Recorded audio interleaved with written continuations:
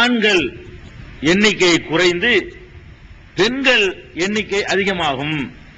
நபிகள் நாயகம் ஸல்லல்லாஹு அலைஹி வஸல்லம் சொல்றாங்க, இந்த உலகம் அழிவதற்கு முன்னாடி ஆண்களுடைய எண்ணிக்கை குறைந்து பெண்களுடைய எண்ணிக்கை அதிகமாகும்.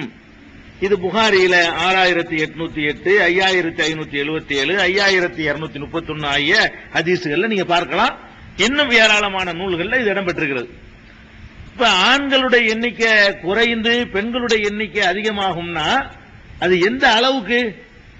அதையும் நபிகள் நாயகம் ஸல்லல்லாஹு அலைஹி வஸல்லம் சொல்றார்கள், ஒரு ஆணுக்கு 50 பெண்கள் என்ற வகையில்.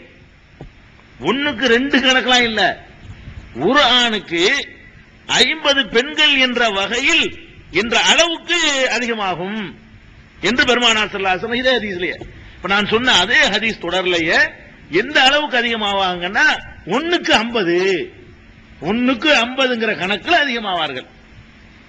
இத பார்க்கும் பொழுது உங்களுக்கெல்லாம் இது சாத்தியமற்றது மாதிரி தோன்றும். எப்படி 1க்கு 50 சாத்தியம் இல்லையே? இப்ப கூட ஆண்கள் பெண்கள் நம்ம வாக்காளர் பட்டியலை பார்க்கிறோம். மக்கள் தொகை பட்டியலை நீங்க இன்னைக்கும் கூட அதிகாரிகள்கிட்ட போய் கேட்டு என்ன செய்யலாம், ஒவ்வொரு மாவட்ட வாரியாக நீங்கள் திரட்டி வாங்கலாம். உங்க ஊர்ல உள்ள ஜனத்தொகையை நீங்க வாங்கலாம். வாங்கினா எப்படி இருக்கு கணக்கு பாத்தீங்கன்னா 1,12,200 இருந்தா 1,12,300 இப்படிதான் இருக்கும். அதாவது 100 பேர், 1,00,000 பேர் வித்தியாசம். ஆண்களை விட பெண்கள் அதிகம்னு போடுவான். என்னடா அதிகம்னு பார்த்தோம்னு சொன்னா 1,00,000 பேருக்கு 100 பேர் கூட இருப்பாங்க, அவ்வளவுதான். எந்த ஒரு தொகுதியிலையும் தமிழகத்திலேயோ இந்தியாவிலேயோ எந்த ஒரு தொகுதியிலையும் வார்டுலையும் 100க்கு 200ங்கிற கணக்கில் கூட இல்ல, 100க்கு 200ங்கிற கணக்கில் கூட இல்ல, 1,00,000க்கு 1,50,000 லட்சங்கிற கணக்கில் கூட இல்ல, 1,00,000 ஆணுக்கு 1,4 லட்சம் பெண்கள் கணக்கில் கூட இல்ல, 1,10,000க்கு 1,20,000ங்கிற கணக்கில் கூட இல்ல. என்ன கணக்குல டிஃபரெண்ட் இருக்குன்னு பாத்தீங்கன்னா 1,12,324, 1,12,234 போட்டிருப்பான். அதாவது 100 பேர் வித்தியாசத்தில் இருக்கும். 100 பொம்பளை கூட இருக்கிறான் ஒரு வார்டுல. இதான் கணக்குல வருது.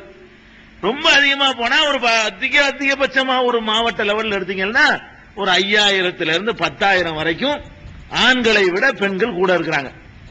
100 கோடி இந்திய மக்கள்ல சமமா தான் இருக்கு, 50 கோடி தான் இருக்கு.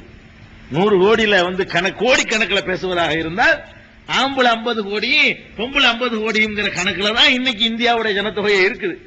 அதை துல்லியமா கேட்டீர்களே ஆனால் 50 கோடியே 99 லட்சத்து இப்படின்னு சொல்லி பார்த்து ஒரு லட்சம் வித்தியாசம் வரும், அவ்வளவுதான். 100 கோடி பேர்ல 1 லட்சம் பொம்பளைல கூட இருக்கலாம், இதான் வரும். சில இடங்கள் ஆண்களை கூட இருக்கிறாங்க. சில இடங்கள்ல பெண்கள் எண்ணிக்கைக்கு பதிலாக ஆண்கள் அதிகமாக இருக்கக்கூடிய மாவட்டங்களும் கிளை தொகுதிகளும் ஊர்களும் கூட உள்ளன. இதான் இன்னைக்கு உள்ள பொசிஷன். இதுதான் நேற்றும் நேற்றைக்கு முந்தையும் இதுக்கு முந்தையும் இதுதான். ஆனால் இன்னும் நீங்க கொஞ்சம் ஆழமா பாத்தீங்கன்னா 50 ஆவறதுக்கு சான்ஸே கிடையாது. ரசூல் ஸல்லல்லாஹு அலைஹி வஸல்லம் முன்னறிவிச்சிட்டாங்க. ஆனால் நீங்க அப்படி சிந்திச்சு பாத்தீங்கன்னா இப்ப எந்த யுகத்துல வாழ்றோம்? ஸ்கேன் யுகத்துல வாழ்ந்து கொண்டிருக்கிறோம். வயிற்றுலயே பாத்துறான் இது ஆம்பளையா பொம்பளையான்னு சொல்லி உள்ளதே சமாதி பண்ணி போடுறாங்க. பொம்பளை பிள்ளைய பிறக்க விடாம ஆம்பளை பிள்ளைன்னா சந்தோஷப்பட்டுக்கிறான். அந்த காலத்துல அரபு நாட்டுல இருந்த மாதிரி தான். அப்ப அன்றைக்கு நம்ம பார்க்கிறோம் 14 நூற்றாண்டுக்கு முன்னாடி ரசூல் ஸல்லல்லாஹு அலைஹி வஸல்லம் காலத்திலையும் பார்க்கிறோம், இஸ்லாத்தை ஏற்றுக்கொண்டவனை தவிர மற்றவன்லாம் பொம்பளை பிள்ளைய கொள்றான். அதாவது பெண்கள் அதிகமாவதற்குரிய வாசலை இல்ல, ரசூல் ஸல்லல்லாஹு அலைஹி வஸல்லம் காலத்திலையும் இல்ல. அந்த காலத்துல என்ன நடக்குதுன்னு கேட்டா இஸ்லாத்துக்கு வந்தவர்கள் மட்டும் அதுல இருந்து தப்பிச்சுட்டாங்க. மற்றவர்கள் என்ன பண்ணிட்டு இருந்தாங்க, பொம்பளை பிள்ளை பிறந்தா உசுரோட வச்சுடுவாங்க, ஆம்பளை பிள்ளைனா வச்சுக்கிடுவாங்க. அப்படின்னா எது கூட இருக்கணும்? ஆம்பளை தான் கூட இருக்கணும். பொம்பளை பிள்ளைனா கொண்டு விடுவாங்க, ஆம்பளை பிள்ளை விட்டு வச்சிருவாங்க கேட்டா அப்ப யாரு தான் கூட இருக்கணும்? ஆம்பளை தான் கூட இருக்கணும். அந்த காலத்திலையும் முடியாது. அதுக்கு அடுத்தடுத்த காலங்கள்லையும் கூட இந்த 20ஆம் நூற்றாண்டு விட்டுருவோம். ஒரு 100 வருஷத்துக்கு முந்தி ஒரு 200 வருஷத்துக்கு முந்தி பாத்தீங்கன்னா அப்போ என்ன கூத்துன்னு கேட்டா பொம்பளை பிள்ளை பிறந்துன்னு சொன்னா கள்ளிப்பாலை ஊத்தி சாவடிச்சு விடுவாங்க. கள்ளிப்பாலை ஊத்தி குழந்தைக்கு அதோட சமாதி கட்டிடுவாங்க. இது வளர்ந்து இது கல்யாணம் பண்ணி இது வரதட்சணை கொடுத்து நகை இதெல்லாம் நமக்கு முடியுமா? குழந்தையில போயிடுச்சுன்னா ஒன்னும் வருத்தம் இல்லாம போயிடும். அப்புறமா பார்த்து தினஞ்சா அவருக்கு ஒரே நாள் லட்சத்துக்கு போகுது அப்படின்னு சொல்லி நினைத்து ஒரு 200 வருஷத்துக்கு முன்னாடி இதான் உலகம் போல இருந்த நிலைமை. இன்னைக்கு மாற்றம் இல்லை. இன்றைக்கும் பொம்பளை அதிகமாகணும்னா பொம்பளைய பாக்கியமாக மனிதன் நினைக்கும் போது அதிகமாகும். 4 பொம்பளை இன்னும் 10 பிறந்துகிட்டே இருக்கட்டும். அப்படியே இருக்குது. எப்ப பொம்பளை பிள்ளையா பெத்தானோ அடுத்த பிள்ளைய பத்தி நினைக்க கட்டுப்பாடு பண்ணிட்டு வந்துடுறான். ஆஹா 1 பொம்பளையா போச்சு, 2வது பொம்பளை பண்ணான்னு வைங்க, அவன் அடுத்து எடுக்கிற ஸ்டெப் குடும்ப கட்டுப்பாடு தான். 2 ஆம்பளை பிள்ளை பெத்தான்னா இன்னும் போயிடுறான், 3வது ஆம்பளை பிள்ளை இன்னும் போறான், 4வது ஆம்பளை இன்னும் பெத்துக்கிட்டு இருக்கிறான். அப்ப ஆம்பளை பிள்ளை பெத்தா பெத்துக்கிட்டே இருக்கிறான். பொம்பளை பிள்ளை 1 வந்தா ஸ்டாப் ஆக்கிடுறான், இல்ல 2ல கண்டிப்பா ஸ்டாப் ஆக்கிறான். 90% மக்கள் என்ன பண்றான், 2ஓட ஸ்டாப் பண்ணி விட்டுறான். இதுதான் நடப்பு. அப்படி தப்பி தோல்வி பிறந்துட்டா சாவடிச்சு போடுறான், உசுரோட கொள்றான், கருவுல கொள்றான், குடும்ப கட்டுப்பாடு கொள்றான். அப்ப சாத்தியம் ஆகுமா? இனிமே இந்த காலத்துல ஸ்கேன் வந்த காலத்துல 50 ஆகுமா? 1க்கு 2 ஆகாது.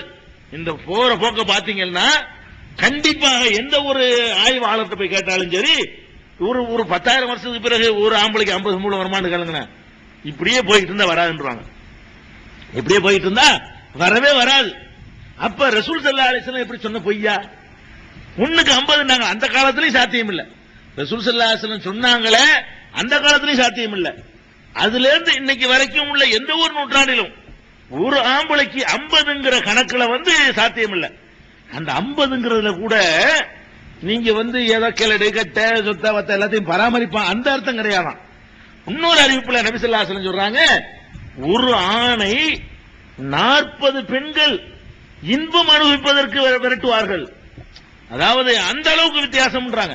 அதாவது கிளடு கட்டையை சொல்லல, கிளடு கட்ட ஒரு 10 இருக்கும் மேல இருக்கப்ப 50 பேர் ஒரு ஆம்பளைக்கு இருப்பான்னு சொல்லிவிட்டு 50ல 40 எப்படி இருக்கும்னு கேட்டா 40 பேரும் அந்த ஆண் தேவையுடைய வயசில் இருப்பார்கள். ஆண் தேவை, ஆண் துணை தேவை என்ற வயசில் இருப்பார்கள். அந்த அளவுக்கு ஆம்பளை குறைஞ்சு போயிருக்கும், ஆம்பளையே கிடைக்காது. கோழி பண்ண மாதிரி தான். ஒரு கோழிக்கு 100 சேவல் இருக்கும்ல, ஒரு சேவலுக்கு 100 கோழி, அந்த மாதிரியான ஆட்டு பண்ண கோழி பண்ண மாதிரி மனுஷ பண்ணதான் நடக்கும். இது ஏற்படுமா? உங்களுக்கு ஏற்படும் தோணுதா? தோணல இல்ல. ஆனா ரசூல் ஸல்லல்லாஹு அலைஹி வஸல்லம் சொல்றாங்க நடக்கும்.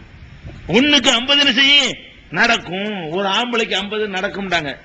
நம்மளும் இது பெருமானார் ஸல்லல்லாஹு அலைஹி வஸல்லம் இப்படி பொய்யாவும் கண்டிப்பா நடக்கும். ஆனா சூழ்நிலை பார்த்தா நடக்காத போல தெரியுது.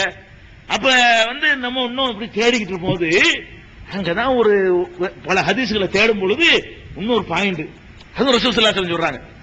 என்ன சொல்றாங்க தெரியுமா? ஆண்கள் குறைந்து பெண்கள் அதிகமாவார்கள் சொல்லாம சஹீஹ் முஸ்லிம்ல வரக்கூடிய ஹதீஸ்ல சொல்றாங்க, ஓ எதுஹபர் ரிஜாலு ஓ தபுகன் நிசா, ஆண்கள் அழிந்து பெண்கள் மிஞ்சுவார்கள். பிறப்பு விகிதத்தில் அல்லமா இது, எந்த விதத்தில் அல்ல, பிறப்பு இப்படிதான் போயிட்டு இருக்கும். ஒரு தெருவுல பாத்தீங்கன்னா 50 ஆம்பளை பிள்ளை இருந்தா 51 பொம்பளை பிள்ளை இருக்கு, 52 பொம்பளை பிள்ளை இருக்கும், அல்ல 48 இருக்கு. இந்த இதுல ஒரு ஆம்பளை பிள்ளை பிறந்தவன் 50 பொம்பளை பிள்ளை எந்த தெருவுலையும் பிறக்காது, எந்த ஊர்லயும் எந்த ஆஸ்பத்திரியிலையும் பிறக்காது. அப்படி வராதான் வழியையும் சொல்றாங்க ரசூல் ஸல்லல்லாஹு அலைஹி வஸல்லம். எப்படி சொல்றாங்கன்னா, ஆண்கள் அழிந்து பெண்கள் மிஞ்சுவார்கள், ஆண்கள் அழிந்து பெண்கள் மிஞ்சுவார்கள். அப்படியே எல்லாம் அடங்கி போயிருக்குது. இந்த யுகம் வாழ்ந்து கொண்டிருக்கிற யுகம் அணு யுகத்துல வாழ்றீங்க, அணு யுகத்துல வாழ்றீங்க. ஒரு அணுகுண்ட அடிச்சா யுத்தத்துல போர்க்களத்துல போரிடுற ராணுவ வீரர்கள் அடிச்சான்னு வைங்க, 100 பேர் 200 எல்லாம் சாக மாட்டான். அப்படியே ஒரு 10 லட்சம் பேர் போயிருவான், அப்படியே 1.5 லட்சம் பேர் போயிருவான். அந்த 1.5 லட்சம் பேருடைய விதவைகள். இப்படியாக மனிதன் அழிக்கக்கூடிய சாதனங்களை, கொல்லக்கூடிய சாதனங்களை, நிறைய சீக்கிரம் ஆகக்கூடிய சாதனங்களை மனுஷன் கண்டுபிடிச்சிருவான். ஆண்கள் மட்டும் அழிவாங்க, வேற எப்படி அழிவாங்க? அதாவது ஆண்கள் மட்டும் அழிந்து பெண்கள் மிச்சமாக இருப்பார்கள், அதுதான் காரணம்ங்கிறாங்க ரசூல் ஸல்லல்லாஹு அலைஹி வஸல்லம். எதுஹபர் ரிஜால், ஆண்கள் அழிந்து ஓ தபுகன் நிசா, பெண்கள் மிஞ்சுவார்கள். அப்ப ஆண்கள் அழிந்து பெண்கள் மிஞ்சு. அந்த காலத்துல அணுகுண்ட கண்டுபிடிப்பான், விமானத்திலிருந்து கொண்டு போடுவான்லாமா சொல்ல முடியும்? அப்படி சொன்ன வழங்க செய்யணும் மக்களுக்கு, எல்லா காலத்துக்கும் வழங்கணும்ல. ரசூல் ஸல்லல்லாஹு அலைஹி வஸல்லம் இப்படித்தான் சொல்ல முடியும். அந்த காலத்துல இதுக்கு மேல சொல்ல இயலாது. ஆண்கள் குறைவாங்கப்பா, பொம்பளை மிச்சமா இருக்கும், ஆம்பளை எண்ணிக்கை குறைஞ்சிட்டே வரும். ஒரு வியட்நாம்ல பார்த்தோமே, ஒரு வியட்நாம்ல நடந்த அந்த யுத்தத்துல எவ்வளவு பேரு, எத்தனை லட்சக்கணக்கான பெண்கள் விதவையா போனாங்க. 1க்கு 4, 5ங்கிற கணக்குல வந்த காட்சியெல்லாம் பார்த்தோம். இப்படியான ஒரு மனிதன் அழிவு சக்திகளை இன்னொரு இடத்துல பெருமானார் ஸல்லல்லாஹு அலைஹி வஸல்லம் சொல்றாங்க. அதாவது எக்ஸுரல் ஹரஜ்ங்கறாங்க, அந்த யுக முடிவு நாள் நெருங்கும் பொழுது கொலை அதிகமாகிவிடும். கொலை எல்லாம் யாரு செய்ய, கொலை அதிகமானா கொலை செய்தல் அதிகமானா யார் அதிகமா கொல்லப்படுவா? சாதாரணமா எடுத்தாலும் நீங்க என்ன பேப்பரை பரட்டுங்க, ஒரு மாசத்தில் நடந்த கொலை எவ்வளவுன்னு எண்ணுங்க, அதுல ஆம்பளை எத்தனை பொம்பளை எத்தனைன்னு பாருங்க, 95க்கு 5 தான் இருக்கும். கொலை செய்யற அளவுக்குள்ள விவகாரங்கள்ல பொம்பளை போய் சிக்கிக்கிற மாட்டா. பெரும்பாலும் ஒரு பொம்பளை கொலையில சிக்கிறதா இருந்தா அந்த புருஷனுக்கு துரோகம் செய்யற மாதிரியான சமாச்சாரங்கள்ல மட்டும்தான் அது மாதிரி அந்த கொலைகள் நடக்கும். இவனை பொறுத்த வரைக்கும் 8 நாவுக்கு கொள்ளுவாங்க, ₹1 கொள்ளுவாங்க, ஒரு கிளாஸ் தண்ணிக்கு கொள்ளுவான், ஒரு பீடிக்கு கொள்ளுவான். கொள்ளுவானா? அப்ப கொலைகள் ஜாஸ்தி ஆகும். ரசூல் ஸல்லல்லாஹு அலைஹி சொல்றாங்க, ஒன்னு கொலை, இன்னொன்னு யுத்தம். இவைகள்ல ஆண்கள் எக்கச்சக்கமாக அழிந்து கொண்டே இருப்பார்கள். அந்த அழிவுனால 150 உண்டாகும் போது இப்பதான் நம்ம யோசிச்சு பார்க்கிறோம். ஆப்கான் போர் நினைச்சு பார்க்கிறோம். நாளைக்கு 3ஆம் உலக போர் வந்தா என்ன ஆகும் யோசிச்சு பார்க்கிறோம். 3ஆம் உலக போர் வந்து எல்லா பேரும் அணு ஆயுதம் வச்சுட்டு நிக்கிறானுவ. எல்லாத்தையும் அணு ஆயுதம், முக்காவாசி நாடுகள்கிட்ட, பெரிய நாடுகள்ட்ட எல்லாம் அணு ஆயுதம் வந்தாச்சு. ஏழை நாடுகள் சொல்லக்கூடிய நாடுகளும் கூட அணு ஆயுதம் வச்சிருக்குது. அணு ஆயுதத்தை வச்சுக்கிட்டு இவன் அங்க அடிக்க அவன் இங்க அடிச்சான்னா 150 தான். ஒரு நாள் போதும். 150 வர்றதுக்கு வருஷ கணக்கெல்லாம் வேண்டியது இல்ல, ஒரே நாள் போதும். இவன் ஒரு நகரத்தை வச்சு அடிப்பான், அவன் அடிப்பான், இல்ல ஆம்பளை சீன்ல நிற்பான். களத்துல இறங்கி சீன்ல ஃபீல்ட்ல நிக்கிறவன் அலுவலகத்தில் இருக்கிறவன் யாரா இருப்பான்? ஆம்பளையா தான் இருப்பான். அந்த மாதிரியான ஒரு அழிவு, அந்த மாதிரியான ஒரு அழிவு ஆங்காங்கே ஆண்கள் கொலைகள் அதிகமாக எதுக்கு எடுத்தாலும் கொலை நடக்கிறது. தண்டனைகள்லாம் சின்னதா போயிடும். கொலைக்கு சரியான தண்டனை கொடுக்க மாட்டாங்க, ஆளாளுக்கு கொலை செய்ய ஆரம்பிச்சிருவான். இது மாதிரி நடக்கக்கூடிய நேரத்தில் 150 வருமா வரதா? இன்னைக்கு ஆப்கான்ல வருமா? கொஞ்ச நாள்ல வந்துரும் போல இருக்கு. ஆப்கான்ல நடக்கிற இந்த காட்சிகளை பார்த்தோம்னு சொன்னா அது ரொம்ப சீக்கிரம் வந்துரும் போல இருக்குது. இது உலக போர் நடந்துச்சுன்னு சொன்னா 3ஆம் உலக போர் வந்தா அப்ப இப்படியா இருக்குங்கிறீங்க? அது மாதிரி ஒரு உலக போர் வந்து விட்டது என்று சொன்னால் இப்படி இருக்காது.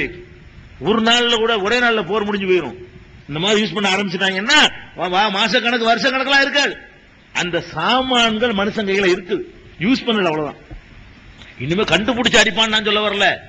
இப்பவே சரக்கு தயாரா இருக்கு. ஒருத்தனுக்கு ஒருத்தன் பையன், நம்ம அடிச்சு அவன் திருப்பி அடிச்சிருவான், என்ன செய்யறது அப்படிங்கிறதுக்காக வேண்டி 2 துப்பாக்கி வச்சுக்கிறோம். ஒருத்தன் சுட மாட்டானுவோ, நான் அவன் வச்சுக்கிட்டு இருப்பான், அவன் சுட்ட நம்ம சுட்ட, அப்படிங்கிற பயம் வந்துடும். அந்த மாதிரியான ஒரு அடிப்படையில் 2 ரவுடி மட்டும் அடிச்சுக்கிற மாட்டான். ரவுடி வந்து வேற ஆள்கிட்ட தான் பஞ்சாயத்து பண்ணுவான், கட்ட பஞ்சாயத்து. 2 ரவுடிகள் மோதிக்கிற மாட்டான். நம்ம போன அவனும் திருப்பி அடிப்பானே அப்படின்னு சொல்லி அவங்களுக்குள்ள ஒரு காம்ப்ரமைஸ்க்குள்ள போயிட்டு இருப்பானுவ. உள்ளுக்குள்ள நெருக்கம் இருக்காது. அப்படி ஓடிக்கிட்டு இருக்கு உலகம் இன்னைக்கு.